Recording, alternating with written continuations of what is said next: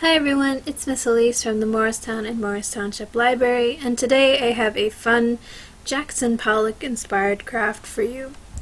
This craft is based off of Jackson Pollock's number 1A painting he painted in 1948. It is located at the Museum of Modern Art, or the MoMA, in New York City.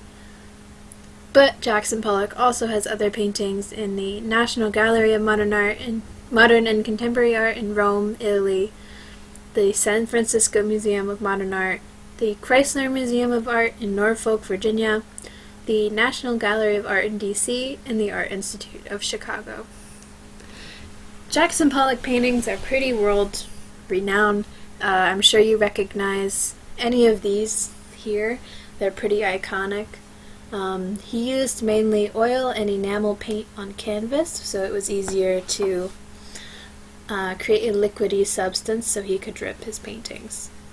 He was deeply influenced by the abstract expressionism art movement of the time, and which was a movement where a lot of the emotion through paintings was felt primarily through shapes, colors, and organic forms. So nothing was a subject that you could see. Like, you didn't see a heart and it said love in the middle and you knew Jackson Pollock was in love. No, it was like the reds and the oranges and the passionate splatters across the canvas which convey love. He showed a lot of his emotion by dripping the paint onto canvases which were laid out on his studio floor. He used a non-traditional method of painting called active painting, and it allowed for him to be able to truly let his feelings and mind play with the materials and open up a new perspective and style of artwork. Because he put a lot of force into his action to create that splatter painting, it really showed his emotions through the artwork and conveyed them to the viewer. His importance is largely that Pollock entered art into a new period of history which influenced and society and allowed for the expansion of the abstraction movement into the avant-garde artwork we are familiar with today. He, among many other painters before and after him, challenged the way society looks at art and what exactly art can mean in certain settings.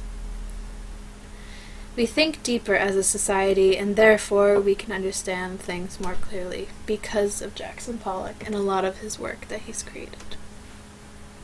With that in mind, let's begin our Jackson Pollock inspired craft. Here we go.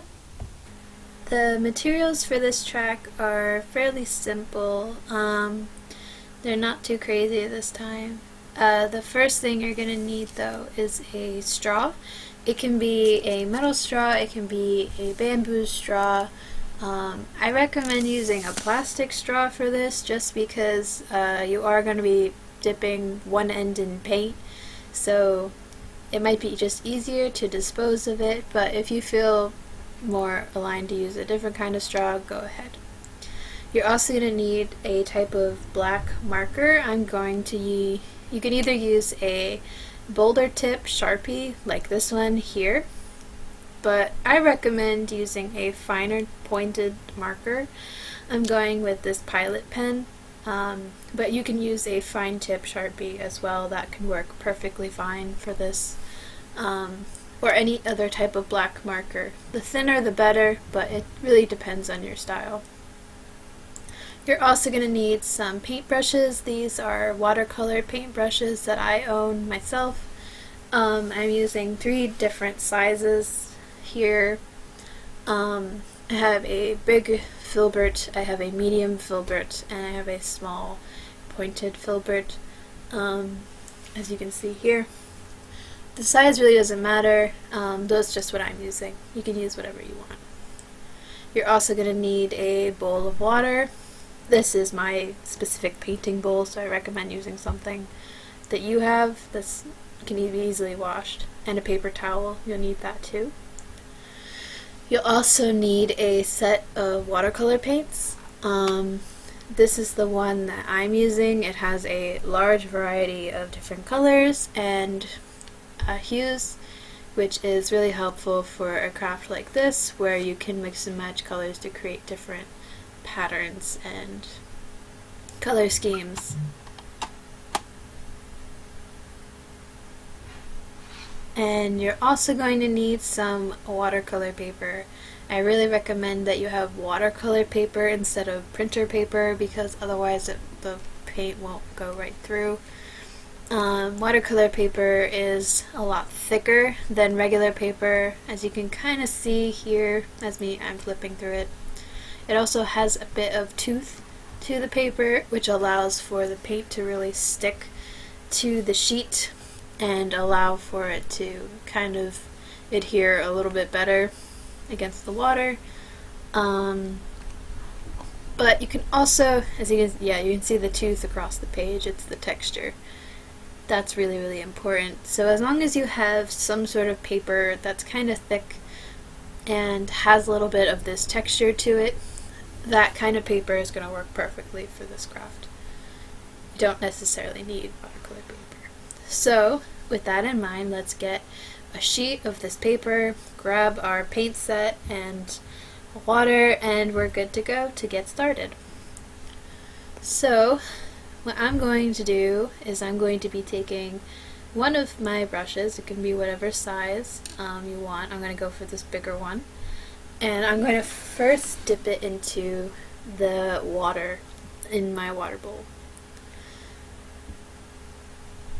I'm then going to make sure I have a lot of water on my brush so that way I can really get that watercolor going. And I'm going to pick a color. I'm going to go for this lime green color here.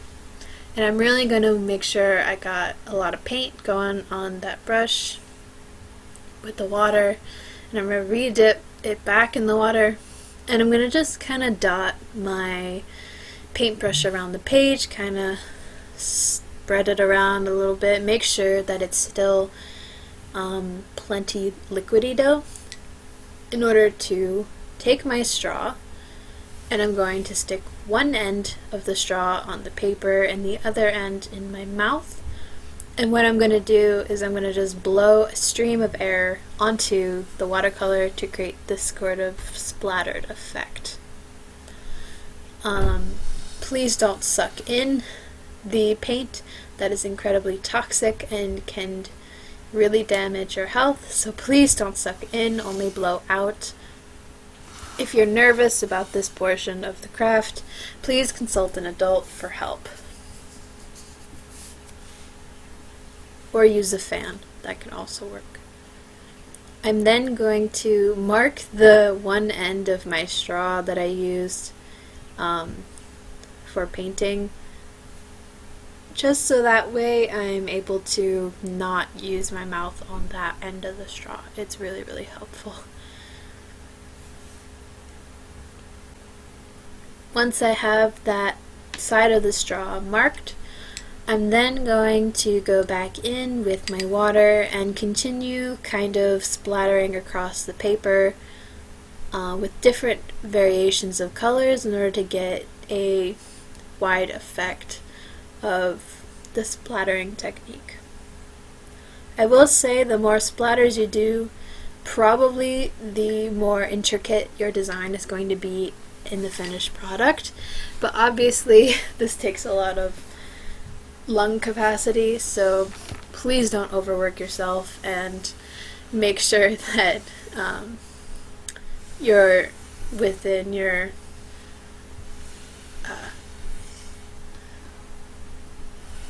limitations. Sorry about my head there. It's very difficult to get all of the paper saturated. And I'm going to speed up the process just to show you kind of what it looks like.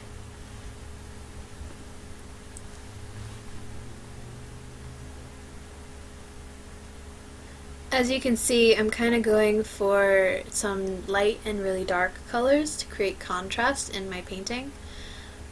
I'm also using a technique where I really load up the water on the brush and dip it into the paint and then let it drip from the brush in order to create these little circles on the canvas or paper.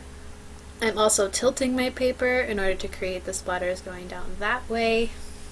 You can use a very, very large range of techniques. The more messy the painting appears, probably the better you're going to be off though. Once we have our finished painted product and we've let it dry, I'm going to be taking my finer pointed pen here in black, and I'm going to start tracing around the splatters that I had made before. And what this is going to do is it's really going to kind of create a bit of an abstract appearance. Not that this isn't abstract already, but it's going to look even more so. But it's also going to bring definition to my paint splatters and in a really, really cool way, which allows for the viewer to really look at this this painting in a new light, which is super cool. It's very tedious, so the more paint splatters you've done, the more work you kind of have to do, so that's the only unfortunate thing. But the more splatters you do, the better off it's going to look, because it's going to be so intricate, and once you've outlined everything, it's going to look really, really amazing. So I'm going to speed up this process here so you don't have to watch me do this for 15 minutes, but it's going to look really cool.